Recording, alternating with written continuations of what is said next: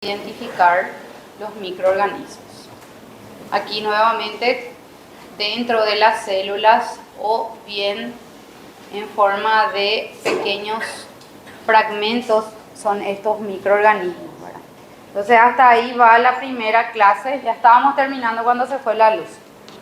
Y ahora nos toca hablar de tuberculosis.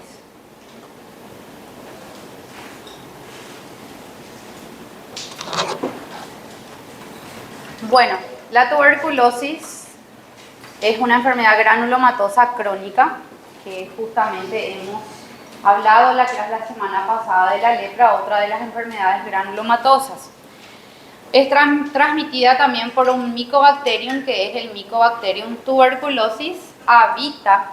Habitualmente la zona más afectada del organismo es el pulmón, pero tenemos que manejar que no solamente es el pulmón el único órgano afectado, que puede afectar diferentes localizaciones. Y tenemos que buscar los granulomas tuberculosos para poder hacer el diagnóstico definitivo de esta patología, y que dijimos que a diferencia de otros granulomas tenía algo característico, que es la presencia de necrosis caseosa. Si nosotros esto investigamos a nivel mundial, es la causa infecciosa de muerte más importante en todo el mundo luego del VIH-Sida. Infecta aproximadamente a 1/3 de la población mundial, y si hablamos un poco de estadística vamos a ver que, por ejemplo, en el 2008 fueron diagnosticados 2.053 casos por el Ministerio de Salud aquí de Paraguay en ese año, pero por ejemplo si nosotros comparamos en 2022, 3.579 casos fueron diagnosticados, o sea, esto fue en ascenso.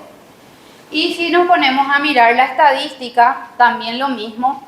En el 2021 a nivel mundial se hablaba de 10,6 millones de personas que llegaron a padecer, a contraer la enfermedad, de las cuales 1,6 de ellas fallecieron.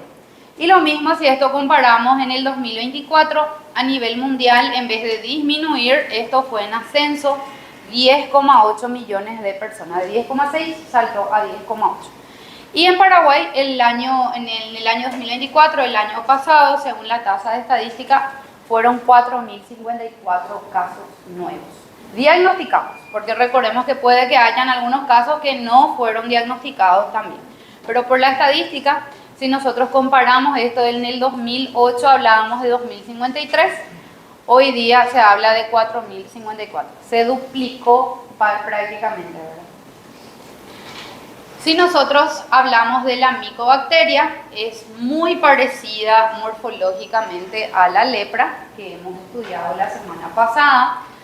Son bacilos de 2 a 10 micras, inmóviles, no formadores de esporas, y también entran en la categoría de BAR, bacilos ácido alcohol resistentes.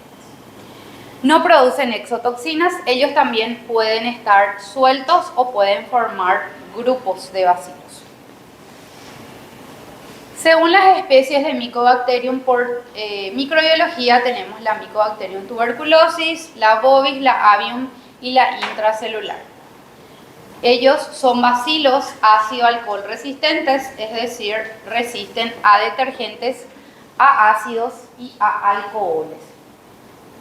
¿Cómo se contagia la tuberculosis? Es por inhalación de gotitas de tos de pacientes enfermos. Esto básicamente ingresa por las vías aéreas superiores, se expande a todo lo que es el parénquima pulmonar, llegando así hasta el alvéolo, donde inicia el proceso infeccioso. También se habla todavía de la leche contaminada, ¿verdad? Esto es más común en las colonias, ¿verdad?, donde mucha gente consume directamente la leche de vaca, ¿verdad?, donde afecta el tracto digestivo y las amígdalas. Y es el Mycobacterium bovis. Entonces, como dijimos, esto ingresa por el tracto respiratorio, abarca el parénquima pulmonar y llega hasta lo que es el alvéolo, donde empieza el proceso infeccioso. La patogenicidad del bacilo también se le llama bacilo de Koch. Esto está relacionada por su capacidad de destruir prácticamente el macrófago, en vez de eliminarlo, no puede eliminarlo y empieza a replicarse en el interior del macrófago. Provoca un tipo de hipersensibilidad que seguramente van a andar en fisiopatología, que se llama hipersensibilidad retardada. Y esto se debe a varios componentes de la pared del bacilo. Estos componentes ustedes habrán estudiado el año pasado en microbiología, donde decían cómo estaba constituida la pared, ¿verdad?, del bacilo. Esto para nosotros en patología no es muy importante, ¿verdad? Donde, por ejemplo, dice que tiene un factor cordonal, que es un glucolípido que está presente en cepas virulentas. El lipoarabinomanano, que es un heteropolisacárido que inhibe la activación de macrófagos y por ende al interferón gamma. Induce una secreción del factor de necrosis tumoral por macrófagos, causando así la fiebre, pérdida de peso y lesión tisular. Induce la formación de interleuquina 6, que suprime la proliferación de células T. Entonces, ¿cómo están constituidos estos bacilos, verdad? Estos bacilos contienen lípidos, que son, a su vez, contienen ácidos micólicos, ceras y fosfátidos, y le da una resistencia especial, de ahí el nombre de bacilo ácido alcohol resistente. También contienen proteínas y polisacáridos. Generalmente se activa la superficie de estas micobacterias y da lugar a la opsonización y así permitir la captación por el macrófago. Existe también lo que le llaman una proteína de golpe de calor, que es intensamente inmunogénica, que es quimiotáctica. Entonces, en cuanto a la patogenia, y ahí sí vamos a ir observando la formación del granuloma.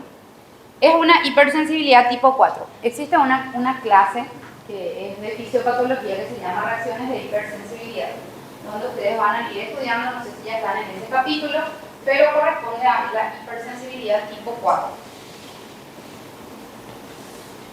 Acontecimientos que conducen a la formación del granuloma.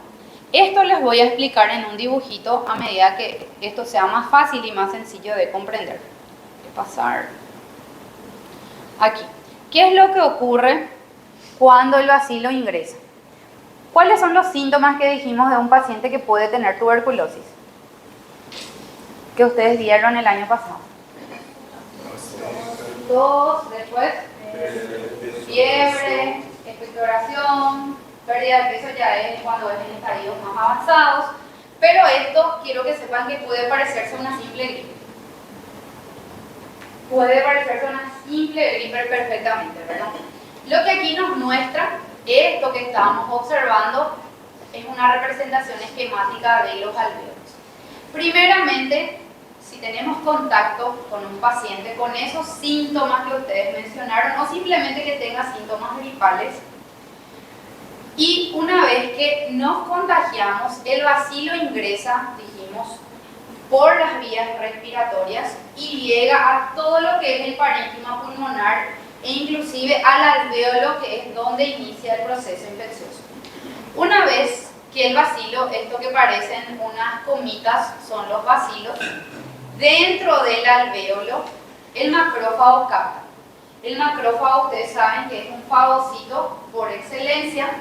Entonces el macrófago, por supuesto, le va a fagocitar, le engulle, y el macrófago, en vez de eliminar al bacilo, dice: acá pasa algo, no le puedo eliminar a este bacilo porque el bacilo empieza a replicarse dentro del macrófago. Eso es lo que nos muestra aquí. Primero llega, ¿verdad?, dentro de los alvéolos, el macrófago le detecta, empieza a fagocitarle, y en vez de fagocitarle, la bacteria, el Mycobacterium, se replica dentro del macrófago. Entonces, el macrófago se da cuenta que no va a poder eliminar, entonces presenta al linfocito T, este que está aquí es el linfocito, por ejemplo, un fragmento del bacilo. Entonces, el linfocito T en ese momento libera interferón, y este interferón hace que el macrófago se pueda activar. Entonces ahí recién el macrófago se vuelve activo y libera lo que son las quimiosinas y también el factor de necrosis tumoral. Este macrófago activado vuelve el contenido ácido y ahí empieza a fagocitar los bacilos. Entonces, aquí vemos nuevamente, ¿verdad?, el macrófago ya liberando quimiosinas y también de esa manera llama a otras células. Es decir, el macrófago primeramente se da cuenta de que no le puede eliminar al bacilo porque el bacilo se sigue replicando por dentro. Le presenta al linfocito. El linfocito, digamos, dice el macrófago no puede eliminar, le voy a hacer activo. Libera interferón, el macrófago empieza a activarse, empieza a fagocitar parte del bacilo, pero igual después se da cuenta que no va a poder eliminar por completo el bacilo y empieza a llamar otras células inflamatorias. Y eso es lo que nos muestra aquí. Empieza a llamarle a otros macrófagos, a monocitos que se van a transformar en macrófagos. Los macrófagos se juntan y forman la famosa célula gigante multinucleada de tipo Langhans. O sea, la célula de Langhans es una fusión de varios macrófagos. Entonces, el organismo, como es tan inteligente, dice no voy a poder eliminar por completo a este bacilo y hace un mecanismo de contención. Es decir, engloba llamando a más células, porque por eso decimos que el granuloma está formado por una corona de linfocitos. También llama a las células plasmáticas. Las células plasmáticas también hacen parte del granuloma. Llama a los monocitos que luego se van convirtiendo en macrófagos. Los macrófagos en el granuloma ya se llaman células epitelioides y varios macrófagos juntos forman las células gigantes de tipo Langhans. Y así el bacilo va quedando por dentro. Así tenemos el famoso granuloma, ¿verdad? Esto que hemos estudiado, ¿verdad? Para sellar el granuloma llegan los fibroblastos, que es el que le da ese aspecto fibroso cicatricial. Entonces, ustedes cuando estudiaron esto el año pasado en microbiología, estudiaron la formación del granuloma, ¿verdad? O esto es primera vez que están dando. ¿Estudiaron que así se formaba el granuloma? Sí. Bueno, entonces, básicamente es eso lo que ocurre. ¿Entendieron la fisiopatología, verdad? Esto está explicado aquí, ¿verdad?, en forma de cuadritos, donde nos dice que los pacientes, una vez que yo tuve contacto con un paciente con esas sintomatologías que ustedes mencionaron y que yo también les dije puede parecer una simple gripe, ¿verdad? O puede que sea totalmente asintomático.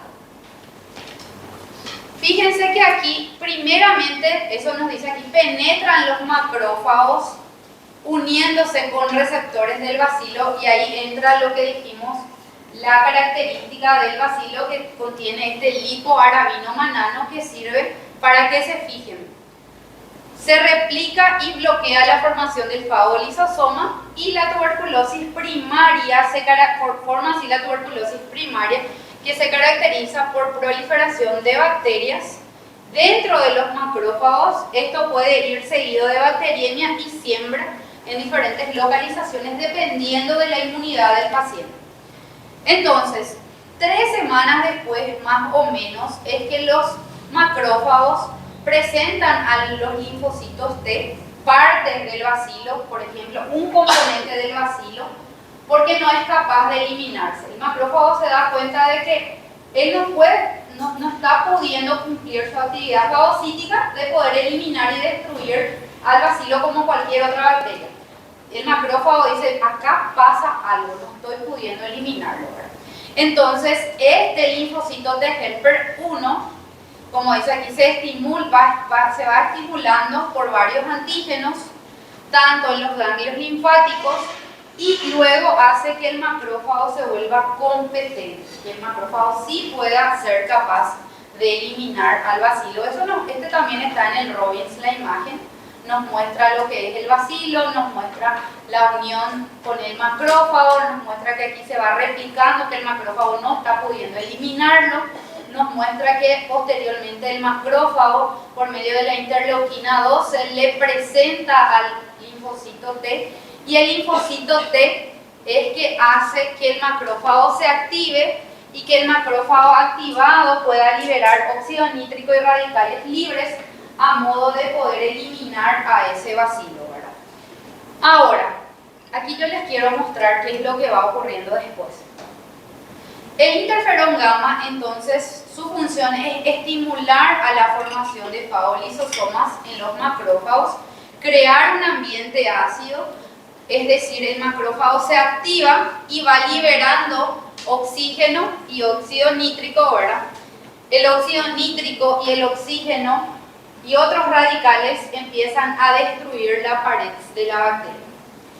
Y aquí este T-helper también dirige la formación del granuloma, es decir, los macrófagos activados nuevamente eliminan, supongamos, 50% de los bacilos, pero el otro 50% dice no puedo eliminar, necesito de otras células que vengan a ayudarme para poder eliminar a esta micobacteria. Y ahí es donde empieza a reclutar más linfocitos, más células plasmáticas, más monocitos que luego se van a convertir en macrófagos que se van a denominar células epitelioides. Y luego también varios macrófagos se van a unir y van a formar la célula gigante de tipo Langhans. En muchas personas esta respuesta detiene las bacterias y no produce destrucción tisular ni enfermedad. En otras personas progresa por la inmunosupresión y da lugar en marcha y posteriormente se produce la caseinificación. Entonces, todos nosotros que estamos aquí pudimos haber tenido este contacto con la tuberculosis y se formó el granuloma y quedó ahí. Sí, ¿verdad? No sabemos, pero pudimos haber tenido porque siempre en esta época inclusive empiezan los cuadros respiratorios que puede parecer una simple gripe o puede que ya sea un paciente con esta enfermedad crónica. Entonces aquí tenemos dos caminos. Antes de esto, les quiero mostrar. Antes de esto. Tenemos dos caminos. La tuberculosis primaria, que ustedes definían el año pasado como una enfermedad que se desarrolla en una persona no expuesta y no sensibilizada. 5% nada más de las personas, es decir, si hablamos de todos nosotros aquí o toda la facultad, 5% puede ser que desarrollen la enfermedad. El resto del 95% no va a desarrollar, ¿verdad? Esto es más común en pacientes ancianos, en pacientes que tienen la inmunidad debilitada, cualquier tipo de inmunosupresión. La mayoría con tuberculosis tiene una infección latente, es decir, está durmiendo esa enfermedad. Pero supongamos, baja las defensas, se debilita el sistema inmunitario, podemos llegar a desarrollar una tuberculosis primaria. Entonces, esto se asemeja a una neumonía bacteriana. ¿Quién alguna vez aquí no tuvo un cuadro respiratorio bien grave que parecía un cuadro de neumonía y que pasó más de 2 semanas y seguían inclusive con una tos, digamos, peor? En vez de mejorar, fueron empeorando, ¿verdad? Ahora, esto puede llegar a tener adenopatías con derrame pleural. La diseminación linfohematógena ya es una complicación y puede llegar a ser meningitis tuberculosa y tuberculosis miliar dependiendo de la inmunidad. ¿En quién esto es más frecuente? En pacientes VIH positivos que hagan esa forma agresiva de la tuberculosis. Ahora, tenemos dos puntos que manejan los neumólogos. Le llaman foco de Gaume cuando hay afectación del parénquima pulmonar, es decir, hay un foco de granuloma presente en el parénquima pulmonar, un foco infeccioso. Ahora, complejo de Gaume, si además de afectar al parénquima, afecta a un ganglio linfático. Esos son dos términos que utilizan los neumólogos. Entonces a esto le vamos a llamar foco de Gaume, pero cuando también afecta el ganglio ya se llama complejo de Gaume. Aquí también, fíjense, ¿cómo se va a llamar entonces? ¿Foco o complejo? Foco, ¿verdad? Y si afecta parénquima más ganglio, es complejo de Gaume. Es un término que se utiliza bastante en neuro. Ahora, los imagenólogos tienen otra nomenclatura, le llaman complejo de Ranke, cuando solicitan una placa de tórax y se ve como calcificaciones, parece como huevo, la cáscara de huevo rota. Entonces se puede ver en el parénquima pulmonar y es característico también de la tuberculosis. Bueno, ¿qué es lo que yo les quiero mostrar? Porque les llevé hasta ahí. Entonces, en la tuberculosis primaria, y se habla de tuberculosis primaria cuando decimos afecta al pulmón. Anteriormente, o quizás ustedes mismos, alguna vez cuando todavía no estudiaban medicina decían tuberculosis es solo pulmón, ¿verdad? Seguramente alguna vez pensaron así, tuberculosis es solo pulmón. Pero después, cuando empezaron a estudiar medicina, supieron que la tuberculosis no es solo pulmón. El pulmón es el órgano más afectado, pero existe la tuberculosis extrapulmonar. Entonces, la primaria se habla de la tuberculosis que afecta al pulmón y afecta a los ganglios linfáticos. Y aquí, digamos, se contiene la infección. Y aquí hay dos posibilidades, que ese granuloma que vimos, ¿verdad?, que es un proceso del organismo de defensa. O sea, el granuloma es un mecanismo de contención para contener al bacilo, para que el bacilo no se expanda, no se disemine. Ese granuloma puede formarse, ¿verdad?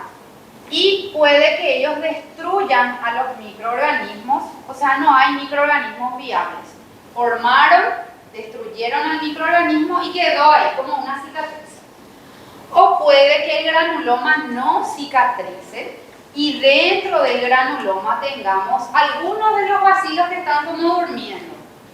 Entonces supongamos que llegamos a una edad de 50 años más o menos, que es la edad donde empiezan a aparecer un montón de enfermedades porque el sistema inmunitario empieza a descender. Entonces, supongamos que desarrollamos diabetes. ¿Somos propensos a desarrollar una tuberculosis? Sí. Desarrollamos algún tipo de colanopatía, artritis reumatoide, lupus, somos personas inmunosuprimidas. Entonces ahí puede despertarse ese que estaba en estado de latencia y ahí ir a una tuberculosis primaria, ¿verdad? Y diseminarse posteriormente de acuerdo a la inmunidad del paciente. Entonces eso es lo que yo quiero que entiendan en esta parte, ¿verdad? Donde el libro, básicamente todo esto nos va explicando, ¿verdad?, cómo uno va destruyendo, o sea, cómo el organismo va destruyendo al bacilo. Y en esta imagen está explicada todo lo que vimos en los cuadritos, ¿verdad? Desde que el macrófago, o sea, desde que el bacilo ingresó, ¿no?, estuvimos en contacto con un paciente con esta sintomatología, que el macrófago le engulle, le engloba, intenta eliminarlo, pero no consigue eliminarlo, ¿verdad? Es por los componentes de la pared del bacilo.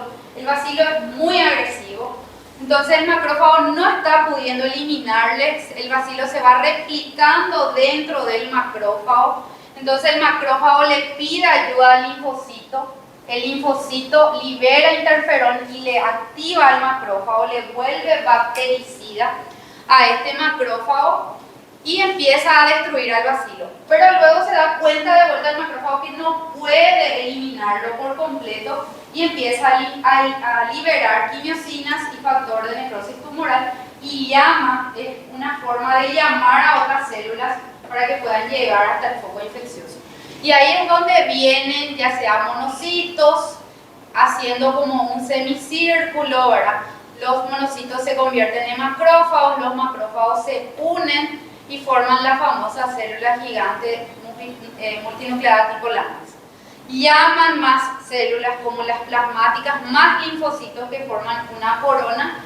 Y por último ya se va formando el granuloma, se sella el granuloma con los fibroblastos para poder contener el proceso infeccioso.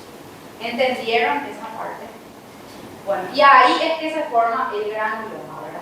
Ahora, si el proceso va avanzando, y aquí justamente nos dicen, la Mycobacterium tuberculosis entra en contacto con los macrófagos, tisulares en el tejido, la bacteria se reproduce dentro del macrófago, luego es activado por los linfocitos T por el interferón gamma.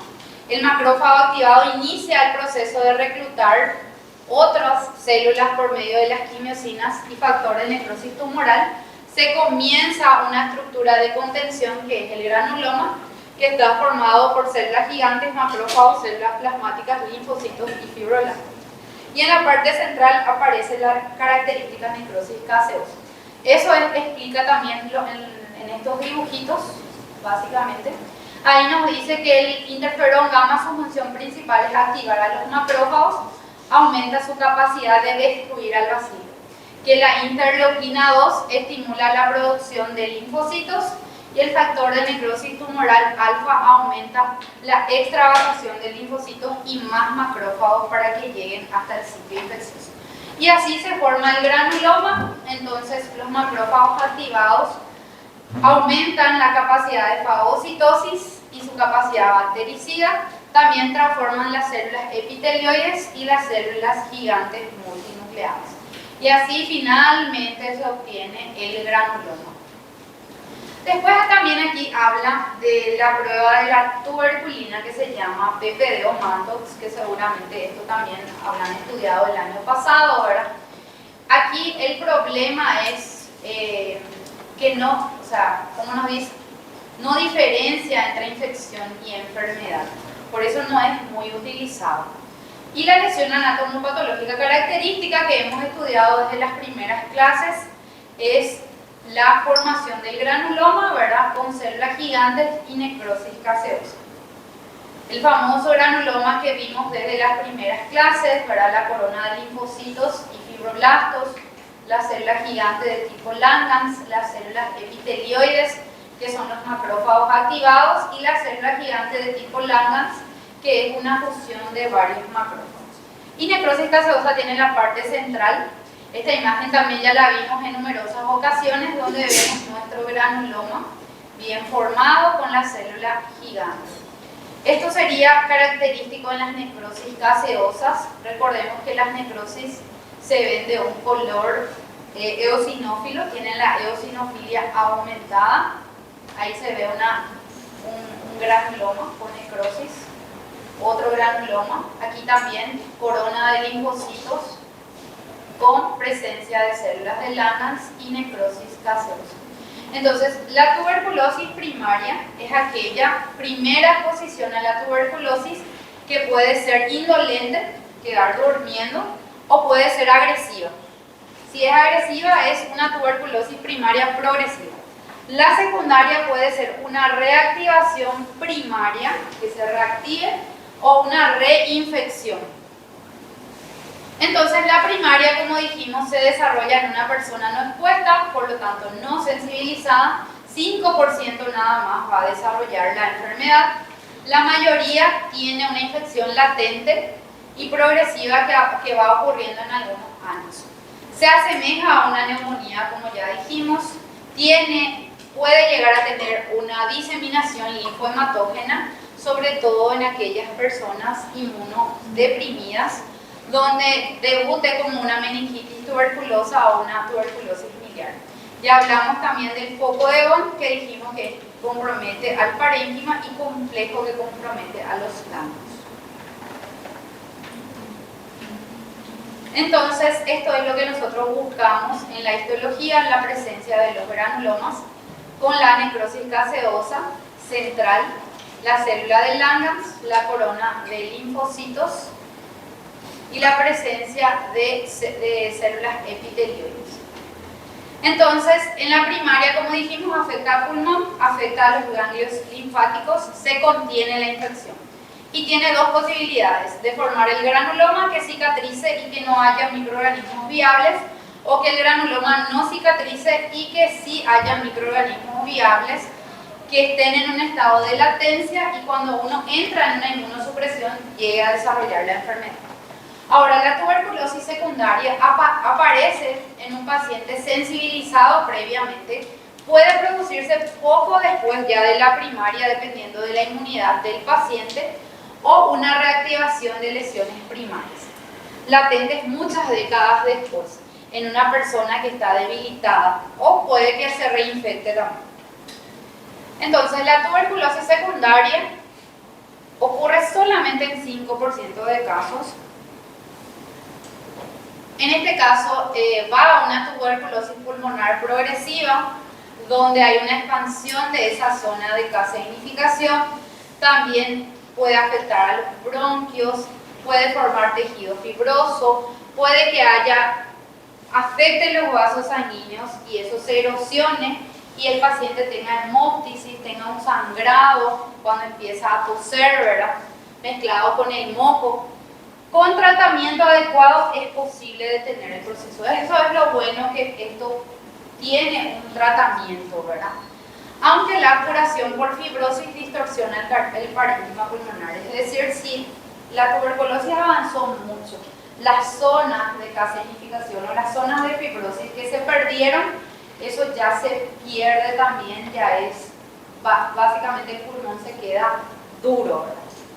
Y por supuesto disminuye su capacidad pulmonar. Entonces, la tuberculosis secundaria afecta al pulmón, pero también puede ser extrapulmonar. No se contiene la infección, puede que sea una reactivación de lesiones que el paciente ya tenía o puede ser una reinfección, se vuelve a infectar. La respuesta inmunitaria es más rápida y agresiva, es el que produce cavidades, puede afectar a varios órganos y puede hacer una tuberculosis miliar, que es una tuberculosis diseminada. La tuberculosis miliar, que seguramente también tocaron el año pasado, es cuando los gérmenes se drenan hacia los linfáticos y a su vez hacia el retorno venoso del lado derecho del corazón y desde aquí hacia las arterias pulmonares. Las lesiones que se identifican son pequeñas, microscópicas de 2 milímetros aproximadamente, tienen un color amarillento blanquecino y están en todo el parénquima pulmonar.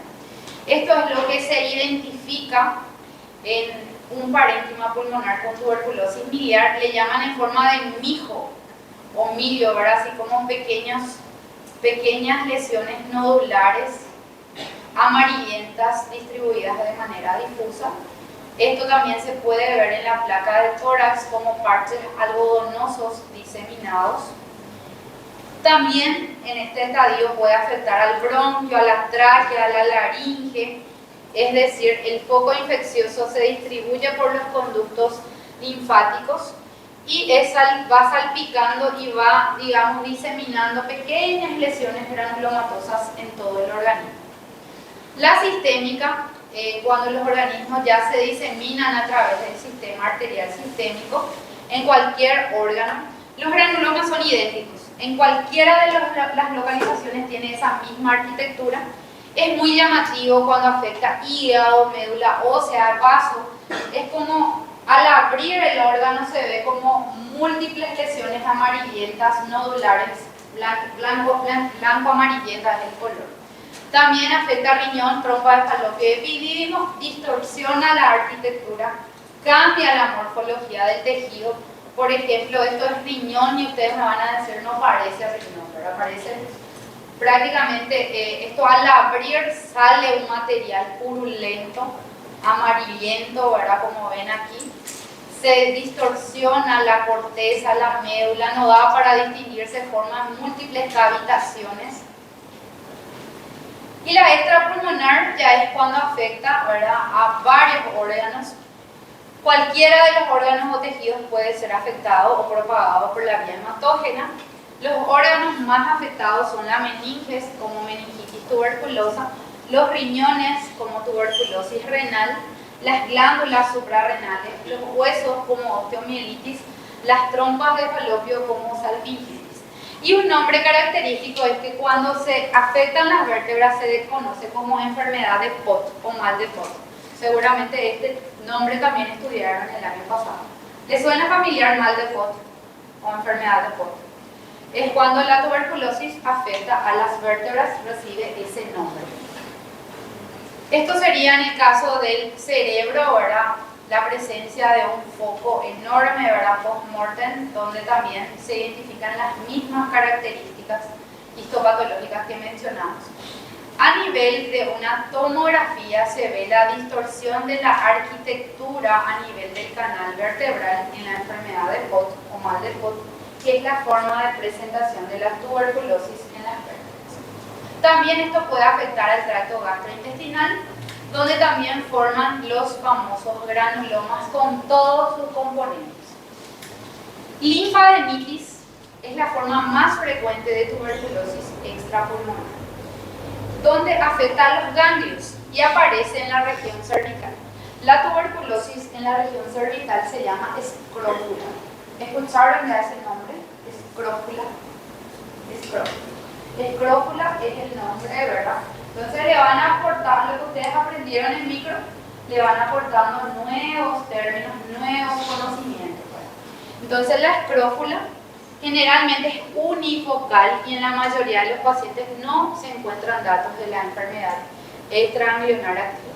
La escrófula se caracteriza justamente por afectar a los ganglios, aparecen en forma de nódulos, como en este caso, ahora en este caso ya está más diseminado.